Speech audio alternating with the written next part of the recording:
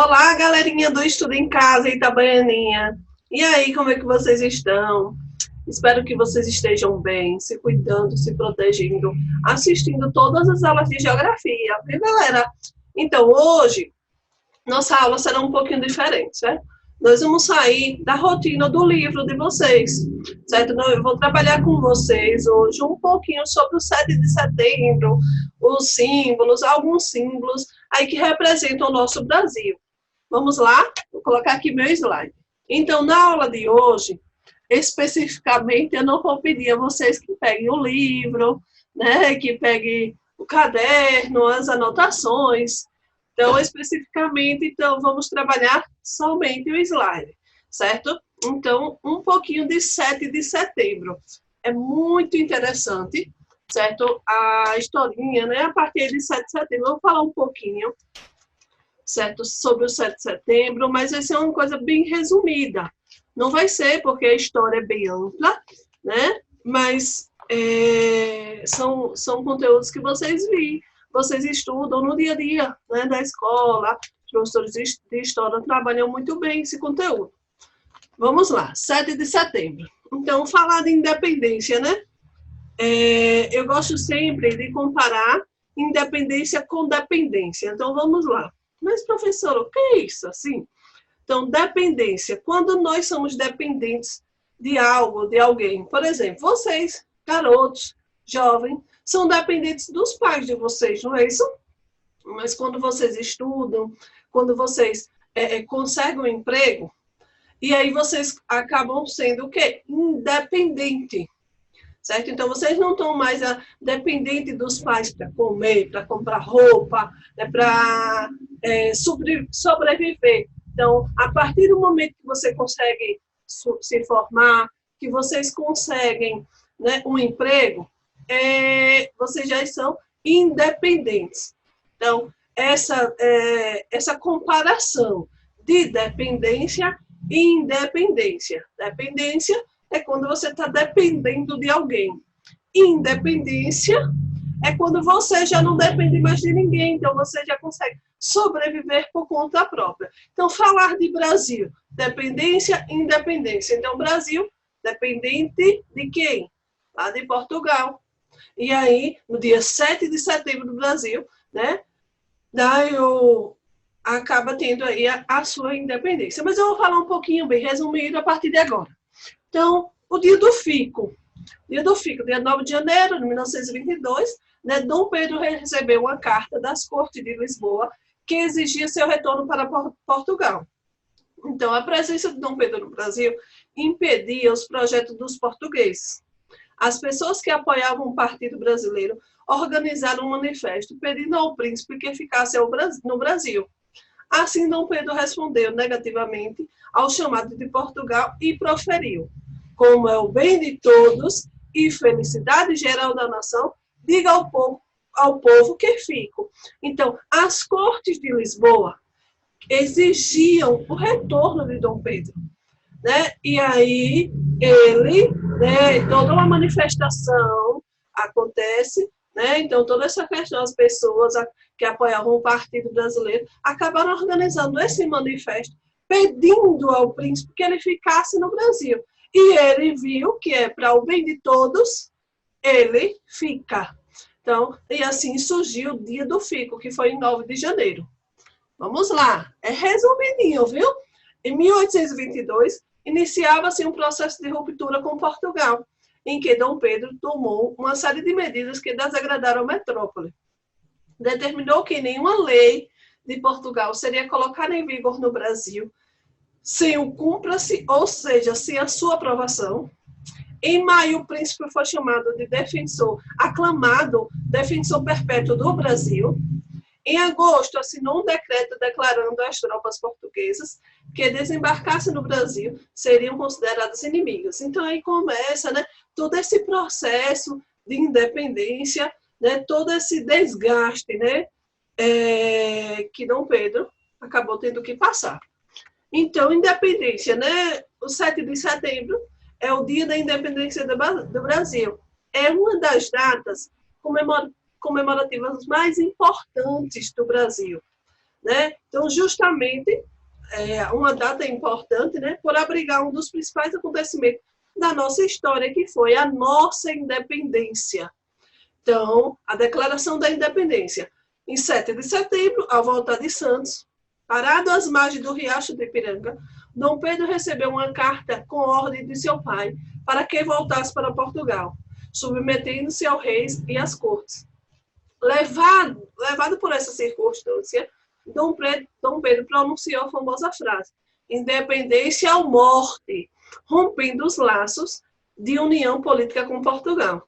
Então, aí vocês observam, né, que naquele momento que ele recebe aquela carta, na verdade, tendo que ser obrigado, né, recebendo uma ordem para voltar, e ele acaba, né, pronunciando a independência ou morte. Então, acaba rompendo aí os laços, né, com Portugal. Então, culminando ao longo do processo da emancipação, a 12 de outubro de 1922, o príncipe foi aclamado imperador com o título de Dom Pedro I, sendo coroado em 1º de dezembro na capital da Sé, no Rio de Janeiro. Então, essa independência, né, foi o resultado de um processo de desgastes, né, das relações entre os colonos brasileiros, sobretudo a elite de Portugal.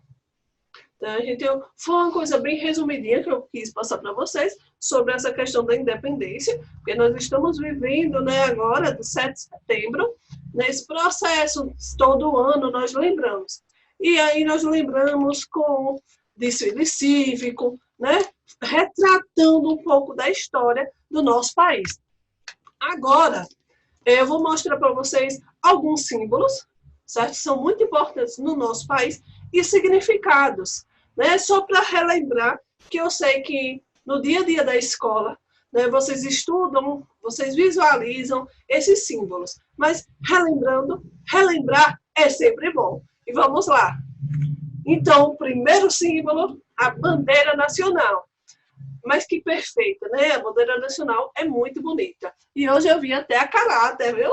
De verde, para relembrar aí um pouquinho da nossa bandeira. Então, a bandeira nacional, né, foi instituída em 19 de novembro de 1889, 4 dias depois da proclamação da República. E aí, aqui alguns significados. Então, a esfera azul representa o quê? O céu estrelado, com a frase ordem e progresso. Então, a frase ordem e progresso, né, a própria frase já diz tudo. Ordem e progresso, ascensão, crescimento. São 27 estrelas. Cada estrela representa o quê? Um estado. Então, no total de 26 estados e o Distrito Federal. O losango amarelo, o centro representa o quê? O ouro. E o retângulo verde, as nossas matas e florestas. E no dia 19 de novembro é comemorado o Dia da Bandeira. Então, aqui é o significado da nossa bandeira. Lembrem sempre, porque se alguém perguntar, vocês já sabem.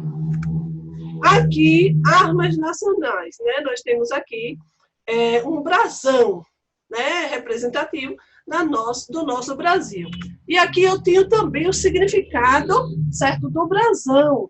Armas nacionais, ou brasão nacional, representa a glória, a honra e a nobreza do nosso Brasil. Ele foi criada na mesma data, né, da bandeira nacional. Então, no centro, vocês observam aí esse escudo circular, né, sobre a estrela verde e amarela, que é de 5 pontos. Sobre essa estrela aí de 5 pontos, ele tem um centro circular. O Cruzeiro do Sul está no centro, sobre a espada. Observe que tem também uma espada, né? O ramo de café está na parte direita. Então, na parte direita aqui, você vê um ramo de café. E à esquerda, o quê? O fumo. Uma faixa sobre a parte do punho. No punho da espada existe uma frase. Qual é a frase? República Federativa do Brasil. E na outra faixa, abaixo, tem o quê? A data, 15 de novembro, e no outro lado, 1889, que é a esquerda. É obrigatório o uso das armas nos edifícios dos 3 poderes, executivo, legislativo e judiciário. Então, esse brasão ele é obrigatório nos três poderes, executivo, legislativo e judiciário, dos governos federais, estaduais, municipais, também nos quartéis militares e polícia, em todos os papéis oficiais de nível federal. Então, publicações, convites, entre outros documentos, é necessário que tenha o brasão. E aqui eu tenho o selo, né? República Federativa do Brasil. O selo, né? No meio aí vocês observam ordem e progresso, tem um selo nacional. Então, o selo nacional ele é utilizado para autenticar os documentos. Os documentos, quais são os documentos, professora Isana? É qualquer documento? Não, são os documentos oficiais e atos do governo. É usado também para autenticar diplomas, certificados, emitidos pelas unidades de ensino reconhecidas. É constituído por uma esfera de estrelas, semelhante da bandeira, apresentando a inscrição à República Federativa do Brasil. E vocês observam que ela tem até uma representatividade da nossa bandeira. Observa as estrelas, a ordem e progresso. Então, o selo é basicamente o resumo, né, da bandeira. Então, o selo também é muito utilizado, né, em órgãos federais e do governo. E aqui nós temos o hino, né? O hino, costumamos cantar o hino, né, na escola, e principalmente no mês de 7 de setembro, as escolas colocam seus alunos nos pátios para cantar. É muito importante saber, né, cantar o hino, se posicionar, né, no momento de cantar o hino. Porque tem pessoas que não ligam, que nada, não é muito importante, não, é enjoado, isso e aquilo, mas é muito importante o hino nacional. E aí vamos lá. Então, o hino foi composto por Joaquim Osório Duque de Estrada, a música de Francisco Manuel da Silva, tornou-se oficial no dia 1º de setembro de 1971, através da lei 5.700. Então, o hino, como eu já falei para vocês, é muito importante. E para cantar o hino, existem algumas regras, né, que devem ser seguidas. Por quê, professora? Porque é sinônimo de respeito. Né? Então, nós estamos respeitando a bandeira nacional, o presidente da República, nós estamos respeitando os brasileiros. Então, quando nós cantamos o hino, geralmente utilizamos a bandeira, né, do Brasil, e aí nós só se posicionamos, né, a postura corretinha, os pés juntinhos, a mão no peito, né, aí nós pegamos a mão direita, colocamos no peito esquerdo, posicionamento, postura de respeito. E quando nós vamos cantar o hino, nós devemos fazer o quê? A bandeira está posicionada na nossa frente, nós devemos ficar na posição, sempre olhando para a bandeira. Bota a mão no peito, posicionamento de respeito, e aí, olhando sempre para a bandeira. Se a bandeira estiver do lado, você vai ficar de lado, né? Olhando para a bandeira. Certo? Então, posteamento da bandeira nacional em determinadas situações. Entre elas, solenidades, eventos oficiais do governo, eventos esportivos e culturais nas escolas. Vou colocar um exemplo. Se vocês, por exemplo, vocês vão para uma formatura, que é uma solenidade muito formal, né? E aí tem um monte de alunos lá se formando e tal, e aí começa, tem um momento lá do hino. Todo mundo se posiciona certinho, com postura, mão no peito, com respeito. Tá, pronto. Todo mundo se posicionou. Terminou o hino, não batam palma. Certo? Terminou o hino, é silêncio. Sentou. Geralmente, nós estamos sentados. Quando é na hora do hino, nós levantamos, se posicionamos. Terminou o hino, não pode estar batendo palma. Certo? Porque o hino é o quê? Respeito, né? Nós temos ali a bandeira nacional, então, posição de respeito e cantou, sentou, acabou.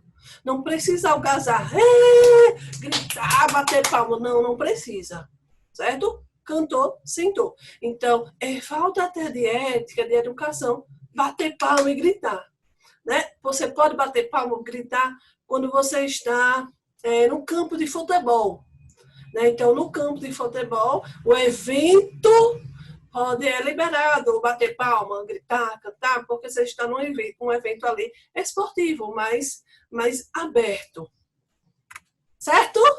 E aqui eu trouxe também, né, a bandeira do nosso estado, que eu achei muito importante, né, que vocês conheçam, que vocês lembrem, né, da bandeira do nosso estado. Então, nós temos aqui a bandeira de Sergipe, representa a integração do estado, né, ao Brasil. As estrelas, essas 5 estrelas, representam os rios, né, as foz do rio existentes no nosso território, Rio São Francisco, Rio Jabaratuba, Rio Sergipe, Rio Vaza Barris e Rio Real. O retângulo com 4 listas, cores verde e amarela, alternando, tendo o verde na parte superior e sobre os 2 lados do ângulo reto superior da esquerda, um retângulo em fundo azul claro de cobalto, em dimensão proporcional ao retângulo total, com 5 estrelas brancas e 5 raios para cada uma, tauxiadas em ângulo de retângulo azul, no lugar geométrico do cruzamento de 2 linhas diagonais. Então, aqui é a nossa bandeira, né, a representação das 5 estrelas dos rios, e o verde são as nossas matas, e o amarelo são as riquezas, a ascensão econômica, né, para o nosso estado. Então, nossa aula vai ficando por aqui. Espero que vocês tenham gostado, que vocês tenham relembrado um pouquinho desse conteúdo. Como eu disse a vocês, uma forma resumida para lembrar, porque é um evento muito importante. E na nossa cidade, né, todo ano nós comemoramos, sim, o 7 de setembro, de formas de respeito, né, nas escolas, cantamos o hino, tem várias representações, e também tem aqueles desfiles cívicos, né, de diversas escolas que saem fazendo a representação, né, do 7 de setembro. E aí também tem o hasteamento, descerramento da bandeira, que é muito importante, e eu acredito que muitos de vocês já participaram. Eu mesma acho muito lindo esses eventos, quando é referente ao 7 de setembro, aquela banda tocando, é perfeito, né? Muito emocionante. Então, vamos ficando por aqui. Espero que vocês tenham gostado e tem uma atividade na descrição do vídeo. Fiquem em casa, fiquem com Deus. E hoje nossa aula foi assim um pouco diferente, mas eu espero que vocês tenham gostado. Tem atividade, viu? Continue curtindo, comentando, compartilhando. Eu quero ver o nome de todos vocês aí. E parabéns a todos vocês que estão acompanhando a aula de geografia. Forte abraço, fique em casa.